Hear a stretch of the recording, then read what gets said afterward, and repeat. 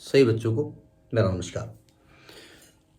हम बात कर रहे हैं सिंगेज अलजेब्रा की, जिसका chapter 7 permutation and combination discuss कर रहे हैं, जिसकी कॉन्सेप्ट एक्सरसाइज 7.2 की हम बात कर रहे हैं।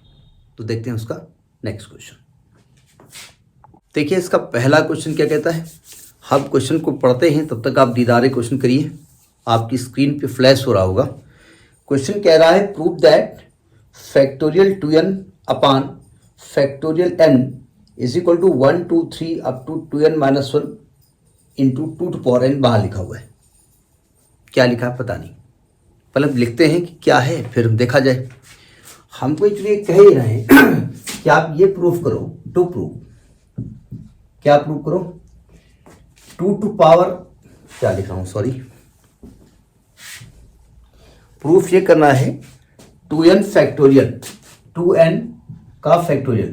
फैक्टोरियल का साइन वैसे तो ये लगता है, जनरली बुक में ये लिखा होता है, लेकिन जो कि बुक की प्रिंटिंग बढ़िया होती है और हम कहीं लिखेंगे आप लिखोगे तो 1 होने के चांसेस होते हैं। तो फैक्टोरियल ऐसे लगाएंगे, factorial 2n upon factorial n की वैल्यू निकालनी है 1 into 3 into 5, 1 into 3 into 5 up to 2n minus 1। ये पूरी वैल्यू लिखी हुई है और इसके बाहर इंटू में 2 टू पावर n कहा गया है। अब आपको लग रहा होगा भी इतना इजी क्वेश्चन क्यों दिया इन्होंने। वो टेस्ट करना चाहते हैं कि आप फैक्टोरियल का एक्सपेंशन जानते हैं या नहीं जानते हैं, कंसेप्ट है। तो देखिए जरा हम देखते हैं, एलएचएस लेते हैं, सावधान। Factorial 2n upon factorial n। Factorial को खोलने का तरीका क्या होता है, इसको सीधा खोलो या उल्टा खोलो, बात वही है।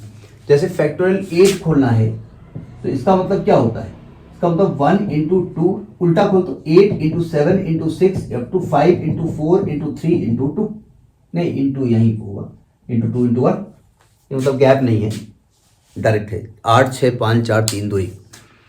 यानी फैक्टोरियल अगर 8 खोलना है तो 8 से खोलते खोलते आप 1 तक ले जाओ, और कितने टर्म आने वाले हैं, 8 7 8 टर्म आएंगे। यानी फैक्टोरियल 8 खोलोगे तो 8 टर्म आने वाले हैं।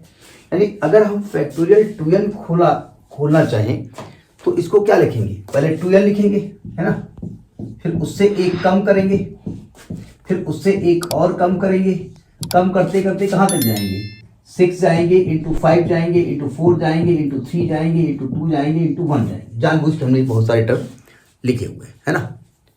और अपान में देखो जरा, अपान में क्या है, फैक्टोरियल n, यानी n लिखेंगे, फिर उससे एक कम करेंगे, फिर उससे एक कम करेंगे, और कम करते करते 3 जाएंगे, इंटू 2 जाएंगे, इंटू 1 जाएंगे। 3 to 1 काट मत देना, ठीक है। अगर हम कहें कि फैक्टोरियल 2n को खोला है तो कितने टर्म आने वाले हैं, तो आप कहेंगे 2n। हम कहें फैक्टोरियल n को खोला है तो कितने टर्म आने वाले हैं, तो आप कहेंगे n। जरा ऊपर के टर्म को ध्यान से देखिए, ये 2n है, 2 का मल्टीपल, तो ये तो इवन नंबर है।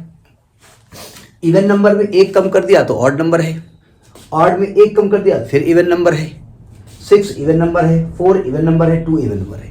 यानी आपको दिख रहा है कि इसमें आधे इवन नंबर है और आधे ऑड नंबर है। तो ऐसा करते हैं, इवन नंबर को अलग कर देते हैं और ऑड नंबर को अलग कर देते हैं, क्योंकि हमारे प्रूफ में ये ऑड नंबर लिखे हुए हैं, इसलिए हम अलग कर रहे हैं। हमको नहीं आता, ये नहीं आता तो है लेकिन कहना पड़ता है ना, नहीं आता है। तो देखो ध्यान से, हम 2n लिखेंगे, फिर अगला इवन नंबर 2n माइनस 2 लिखेंगे, अगला इवन नंबर 2n माइनस 4 लिखेंगे, और होते होते 6 लिखेंगे, 4 लिखेंगे, 2 लिखेंगे, चलेगा। ये हमने सभी इवन नंबर एक ब्रैकेट में लिख दिए, है ना। अब चूंकि जगह बहुत सारी चाहिए तो दूसरे इवन नंबर, दूसरे ऑड नंबर यहाँ लिख दो। पहला लिखेंगे 2n माइनस 1, अगला आने वाला है 2n माइनस 3, और होते होते 5 आएगा, 3 आएगा और 1 आएगा। ये तो सभी इवन नंबर हो गए, ये पूरा न्यूमरेटर है ना। और डिनोमिनेटर में ऐसे लिख दो, n into n minus 1 into n minus 2 up to 3 into 2 into 1। अब आप कहेंगे ये बताइए आपने अपना दिमाग कैसे लगाया। नहीं, अगर आप सिंगेज की तैयारी कर रहे हैं या आप आर डी शर्मा या आप एनसीईआरटी जो भी आप वीडियो देख रहे हैं, हमने कुछ दिमाग नहीं लगाया। हमने ये देखा कि मुझे ऑड नंबर ब्रैकेट में चाहिए, और हमारे पास इसमें इवन और ऑड नंबर थे, तो हमने ऑड नंबर अलग कर दिए, तो अल्टीमेटली इवन अलग हो जाएंगे, और कुछ हमने नहीं किया। ज़रा देखिए ध्यान से, अब जगह हमको चाहिए तो ऐसा करते हैं, ये ऊपर वाली चीज़ हटा देते हैं, है ना। इसको ऊपर लिखेंगे क्योंकि भाई हमारा डिजिटल बोर्ड तो है नहीं, तो इसी में काम चलाना पड़ेगा। ज़रा समझिएगा, जब हमने 2n फैक्टोरियल खोला था तो कितने टर्म आए थे? 2n टर्म आए थे ना। 2n में आधे टर्म इवन थे, आधे टर्म ऑड थे, यानी n टर्म इवन थे, n टर्म ऑड थे, है ना। जरा इवन टर्म को देखो, यहाँ से क्या कॉमन है? 2, यहाँ से क्या कॉमन है? 2, मल्टीप्लाई में है ना। कितनी बार कॉमन हुआ? 2 बार, 2 की पावर 2। यहाँ से कॉमन 2 कितनी बार? 3 बार, 2 की पावर 3। सब में 2 कॉमन दिख रहा है आपको, तो अगर सब में 2 कॉमन ले लोगे तो अल्टीमेटली क्या बचेगा? बाहर क्या आ जाएगा? 2 की पावर n बाहर आ जाएगा? नहीं आ जाएगा। यहाँ क्या बचने वाला है? यहाँ n बचने वाला है, यहाँ n-1 बचने वाला है, यहाँ n-2 बचने वाला है, यहाँ 3 बचने वाला है, यहाँ 2 है, यहाँ 1 है। क्या मैंने सही बात कही? बिल्कुल सही बात कही, ठीक है। और ये ब्रैकेट तो ऐसे ही लगा रहने वाला है, मतलब 2n-1, 2n-3 अप टू 5 × 3 × 1, ठीक। और होल अपान ये लिखा हुआ है। अच्छा, आप चाहो तो फैक्टोरियल खोलो, चाहो ना खोलो, इसको फैक्टोरियल n ही लिखा रहता, काहे को खोलेंगे इतना लंबा चौड़ा? अच्छा खोल दो, का दिक्कत है, खोला ही हुआ है तो काहे के लिए लिखेंगे? अब तो एक मेहनत कर ही दी है ना। n × n-1 up to 2 × 1, 3 × 2 × 1। चलो एक और लिख देते हैं। अब जरा न्यूमरेटर और डिनोमिनेटर को ध्यान से देखिए, ये न्यूमरेटर दोनों ब्रैकेट सेम है, मल्टीप्लाई में लिखे। ये पूरा का पूरा ब्रैकेट इस पूरे ब्रैकेट को कैंसिल कर देगा, सही कह रहा हूं मैं।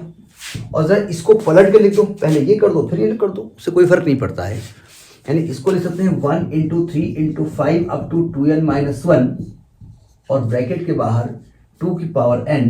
क्या यही RHS है? हैंस प्रूफ यही है ना, ये प्रूफ करना था, हो गया।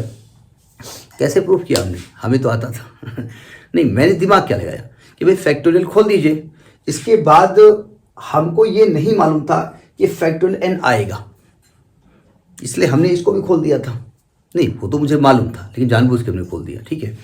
और हमें ऑड टर्म निकालने थे, तो हमें ऑड को अलग करना था, तो इवन को अलग करना था। इवन को अलग करना था तो कॉमन अपने आप मिलना था, जब मिलना था तो आंसर आना था। तो this is your first question of concept application 7.2। Next in the next video. नमस्कार।